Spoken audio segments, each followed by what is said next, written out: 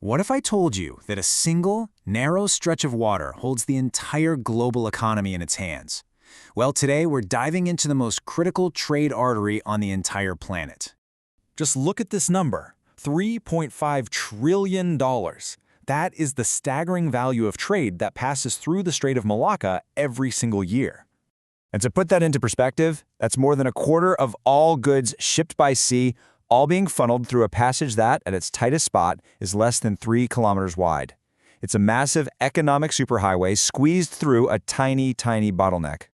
And that brings us to the big question, right? What happens when this absolutely vital artery is also incredibly fragile and exposed to all kinds of risks? So first up, let's just establish how fundamental this strait is to the way our world works. It really, truly is the world's economic artery. So this waterway is the shortest sea route connecting the Indian and Pacific Oceans. It's a direct link for oil from the Middle East to the manufacturing powerhouses of East Asia. Every year, you've got over 60,000 ships making this journey, carrying nearly a third of all global oil shipments. If this thing stops flowing, economies on the other side of the world feel it, instantly. And all of this incredible value leads us to a central idea we have to understand. It's called the Malacca paradox. It's where the strait's immense importance is the very source of its biggest risks.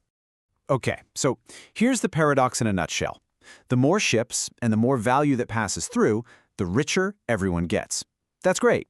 But at the same time, that intense traffic makes the strait a bigger target and way more susceptible to disruption from all kinds of threats: security, politics, even environmental disasters.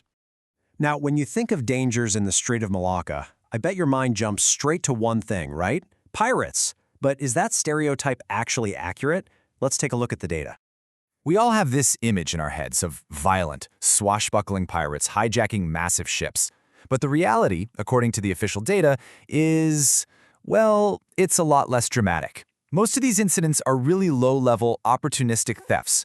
We're talking about guys who are usually unarmed, looking to grab some scrap metal or engine parts.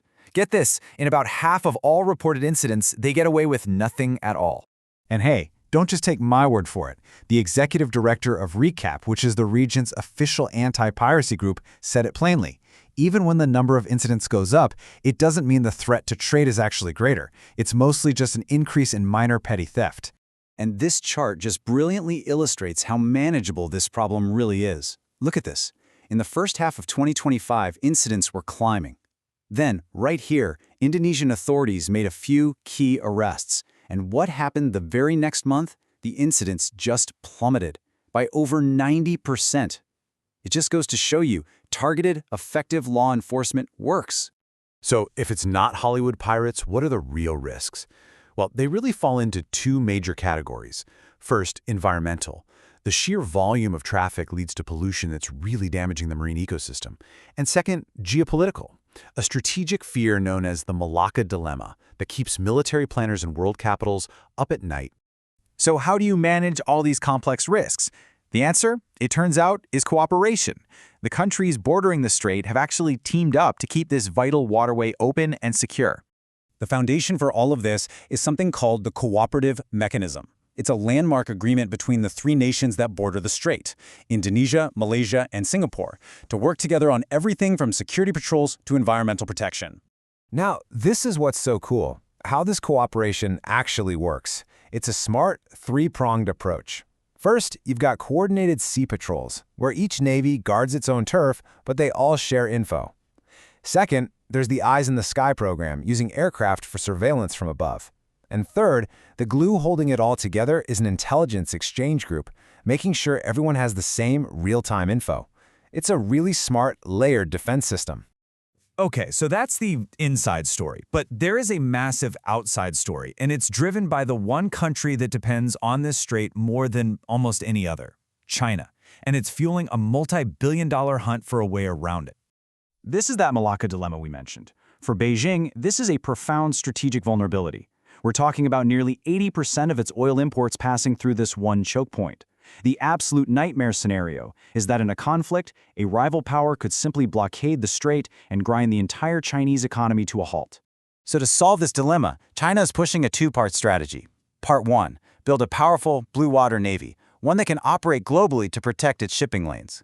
Part 2, And this is the really ambitious one: create entirely new land-based routes, pouring billions into economic corridors through countries like Pakistan and Myanmar to just bypass the strait altogether.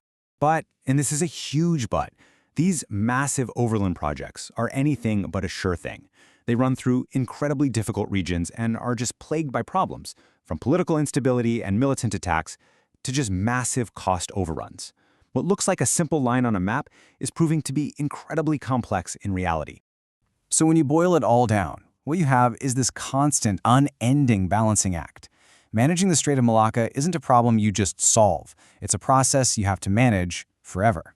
The stability we see today is a really delicate equilibrium.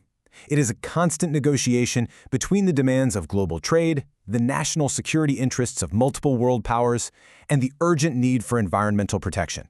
And each one of those is pulling in a different direction. And that leaves us with a final crucial question for the future. We know global trade is only going to grow, and geopolitical tensions, well, they aren't going away. So can this fragile, hard-won cooperation that keeps the strait open today actually hold up under the pressures of tomorrow? Because the health of the entire global economy just might depend on the answer.